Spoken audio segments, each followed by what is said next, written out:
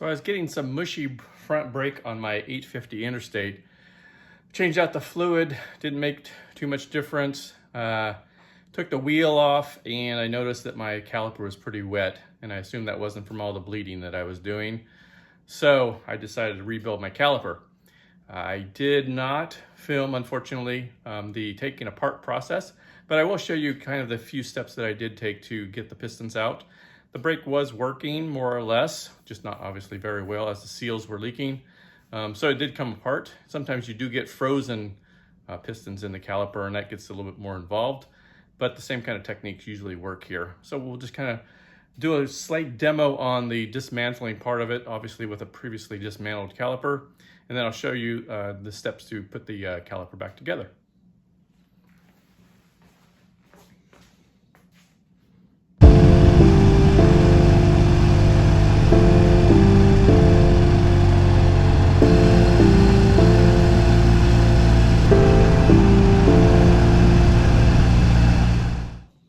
We're going to start by unboxing the new parts. It's actually more of an unbagging than an unboxing. There is a new stainless steel caliper plug. Now all these parts came from old Brits. Stainless steel bleed screw nipple.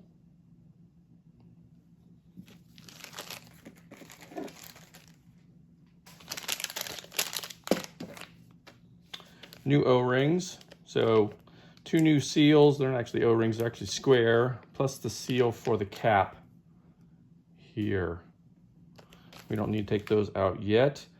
These are the stainless steel pistons that were already in the calipers. Originally stock, I believe they were a chrome steel, and they would rust very badly and corrode, stick, cause all kinds of problems. So these calipers had been rebuilt at some point in the last almost 50 years now. So the good news was these stainless steel pistons cleaned up very nicely and will be able to be reused. If they'd been the stock pistons, there is no chance at all that they would still be good. So be able to reuse those. This is actually the hose, the hard line that goes from the bottom of the hose down to the caliper. So we'll be putting that in later. And then the brand new brake pads that I have here. So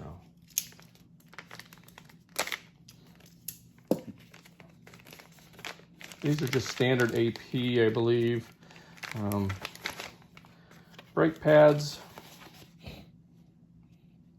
I'm not racing or doing anything crazy, so no need to get crazy parts here. The old pads were actually in surprisingly good condition. I have no idea how many miles are on them, but they were pretty well soaked in brake fluid. And while I probably could have gotten away with reusing them, I'm not going to. These pads aren't terribly expensive. So now we're going to pretend that this caliper just came right off the bike. So in that case, this piston, I'll try to be gentle here, will be sitting on that inner position. And this piston will be sitting here, like so. And this caliper plug will be here. Now, obviously, this is all new parts and I don't have it fully assembled. There are no seals in here either. But I'll try to give you the idea. So the first thing I want to do is I want to be able to push this inner caliper piston out as far as I can. So again, let's pretend that I was able to get the pads out, and I want to push this piston as far as I possibly can. And so what I've done is I've put the brake pad on the back in the outer position, and I'm actually going to take this pad and put it in a little bit crooked, but hitting the other pad here. So I've got a little bit of pressure there. And then I'll have my bleeder valve fully closed.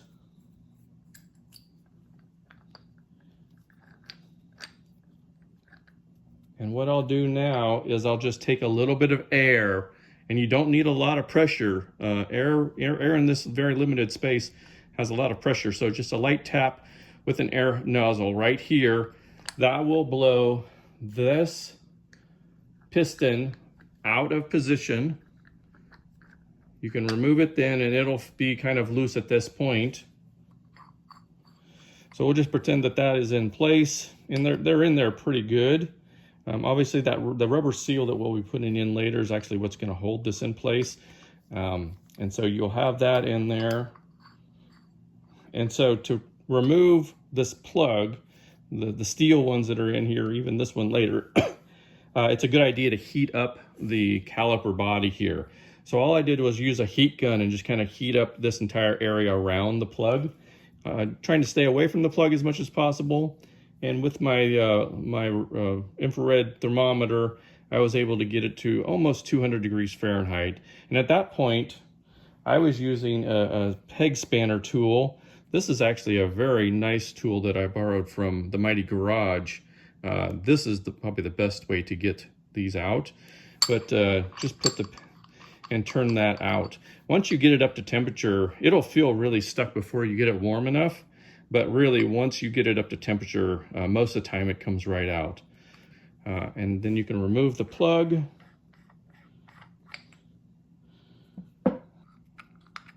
This bottom piston may be kind of stuck on the bore. And what I did is just a light tap here to push it past the seal. You can see that's where the seal is going to sit.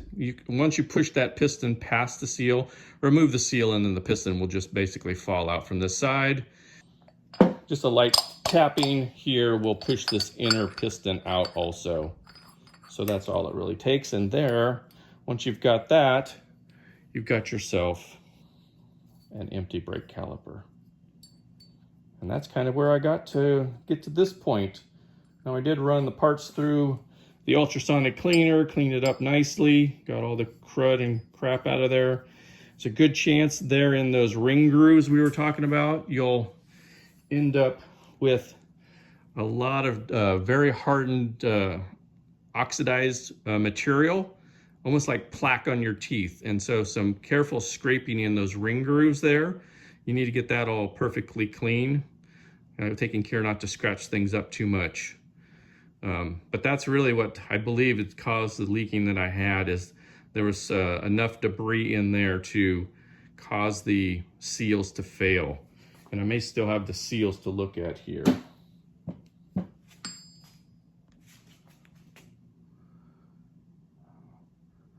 I'm not sure if you can see, but there's some indentations on this seal.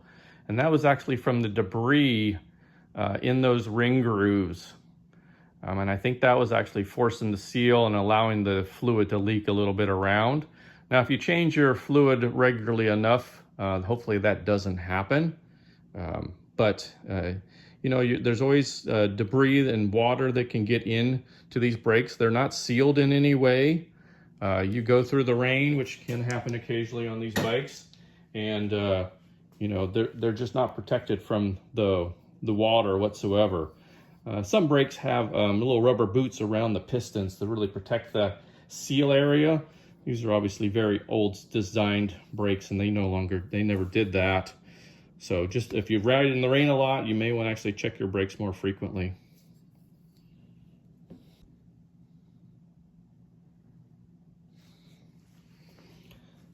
So this should go relatively straightforward. Like I said, there's just the two seals, two pistons, and the plug cap at the end. So I am just going to insert the back seal in there, slide it in, get it into its slot. It's probably going to be easier said than done, no doubt. I have a feeling this is going to require a lot of patience. And if you hear any silence on the video, that is most likely cursing.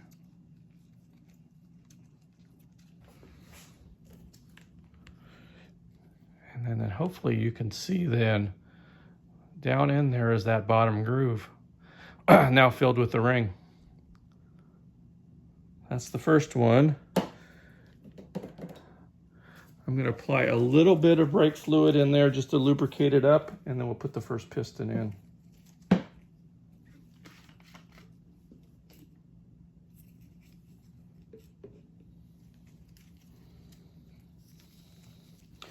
As you know, brake fluid is very water friendly, so you want to keep your container sealed as much as possible. And as they say on the old Brit site, if you're not going to be putting your calipers directly under the bike, you don't want to use brake fluid, but actually a brake assembly fluid that won't absorb the water, but it'll still keep that seal in good shape. I'm actually going to be putting this caliper on right away tonight, and should have it bled by the time we're done here. So that's the first one. So seal is in. Now you don't want to put the other seal in at this point, because you'll have to force the inner piston past that seal. So go ahead and just leave that first seal out. We just got the back one in there a little bit. I'm going to put a touch of fluid on the piston itself. You do want to be gentle so that none of the sharp edges of the piston score up that seal at all. It's got a relatively sharp edge on there, but if you go in nice and square, you should slide right past it, and that's why we are lubing it up on that surface as much as possible.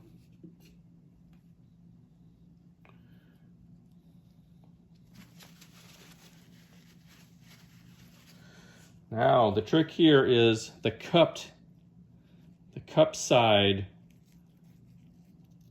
This indentation here will go facing me as I'm dropping it in. That's extremely important. And just like that, we've gotten past that first area.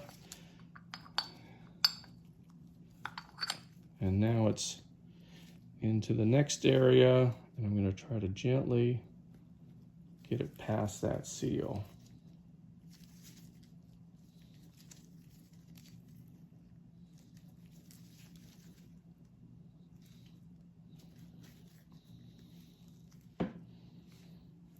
I have given up on gently, and we're going to get a little bit more medieval.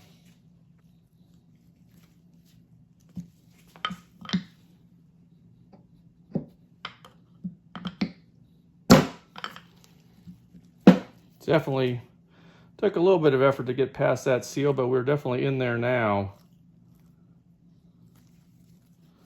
Like I said, that did take a little bit more effort than I wanted to put on it, but we will see. I'm going to try to bring that piston just up a little bit. Some people will... I think that's actually come up a little bit.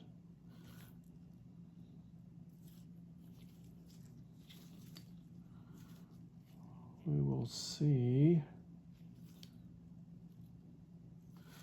All right, so that's the first one. Fought me quite a bit. Let's see how this second one goes. Go ahead, pre-lube this one to see if that makes the insertion any easier.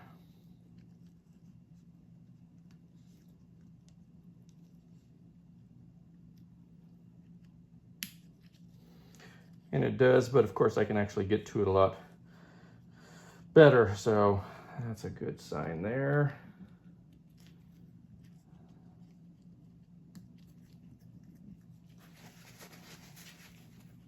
Again, plenty of lube on this one. Obviously I don't want to push this piston too far, because then it would be not in a good spot for me.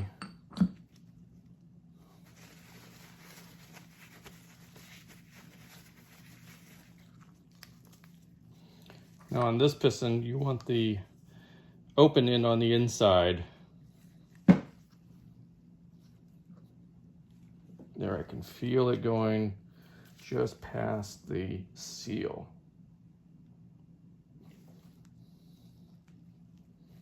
There we go.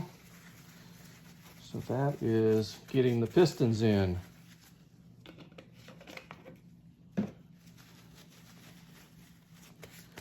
get as much brake fluid off as I can.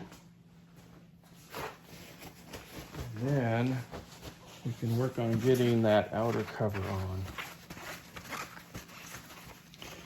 From the factory, the finish on these calipers is a little bit crude. A little bit of, I don't know if they actually did any sanding or if that's part of the casting, but definitely not a polished surface on these. But you certainly will see them highly polished in some restorations. Go ahead and put the brake pads in, like so. Just to see if I can get them both in.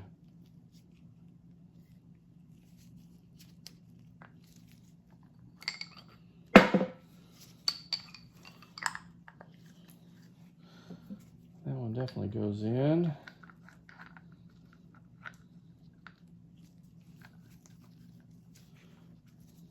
I have to actually save this until I get the caliper on the bike because there's actually nothing holding these in. They just flop around. So I'll leave that off until I actually get around a little bit closer to putting them on the bike. But they're definitely not a sealed or springs or anything like that operating on those.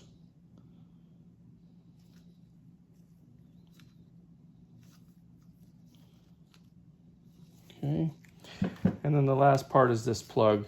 Now this is obviously a stainless steel replica of the plug. They're just a little bit more money, but obviously they're not going to rust up and discolor like the stock one did. I'm going to put a little bit of brake fluid on this just to ease the installation of the seal.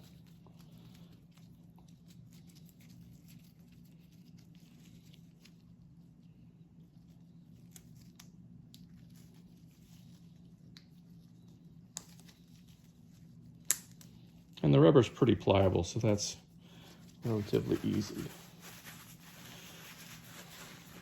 And really the trick here is that the plug only needs to sit flush with the body, and really the rubber seal is going to do most of the work. So you don't really need to get crazy with this.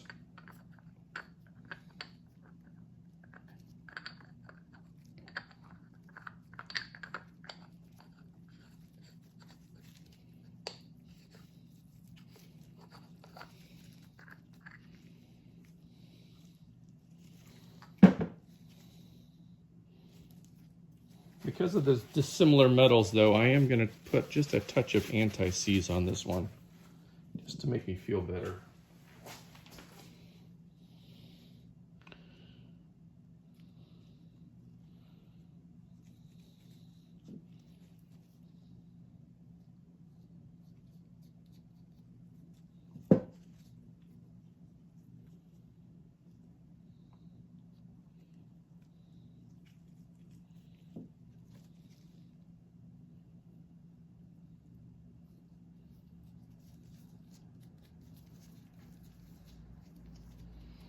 And that should hopefully protect these threads. It doesn't take a lot with this stuff.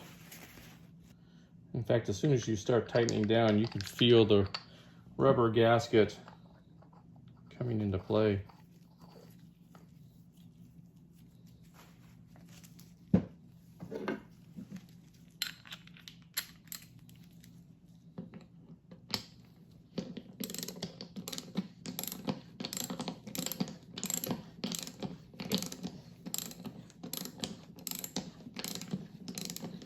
And really all you're trying to do is get the plug, well, I bottomed out there and I'm relatively flush. I can't really go anywhere else at this point, so I am done with that one.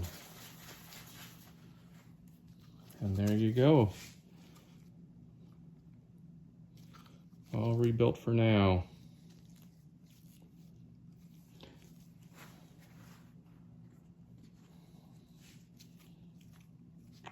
And then it's, again, the stainless steel bleed nipple, a little bit of anti-seize on that one.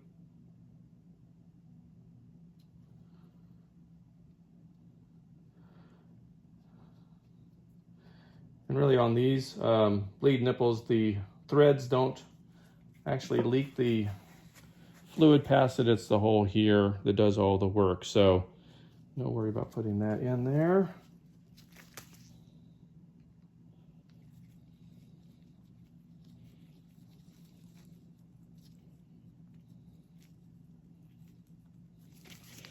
And there we go, a rebuilt caliper. We'll see how much effort it takes to get it installed. I'll probably possibly show an after shot of everything, but from here, 2 bolts on, get all the hoses lined up, and bleed these things. Best case scenario, we've got a fully operational brake again.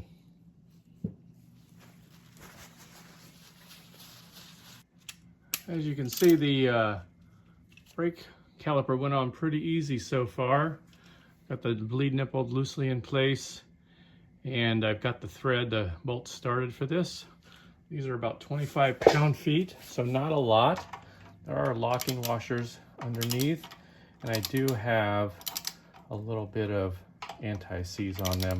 Again, stainless and aluminum's not a bad idea to pull anti-seize. And that's 25 pounds right there. Again, not much. Barely putting any effort on that. Which means I'm gonna put a smidge more. And there we are, caliper's on. All right, caliper fully mounted. We just saw it torqued up to spec. And I did have a new hard line, as I described earlier, connected up to the stainless steel braided hose. So this piece here is all brand new. That goes in pretty well. You do want to be able to, probably need to loosen up this hose, bring it up a little bit. And it just fits right in there. Bleed nipple is on there now. And the next step is to go ahead and bleed the brakes, and I'll be done.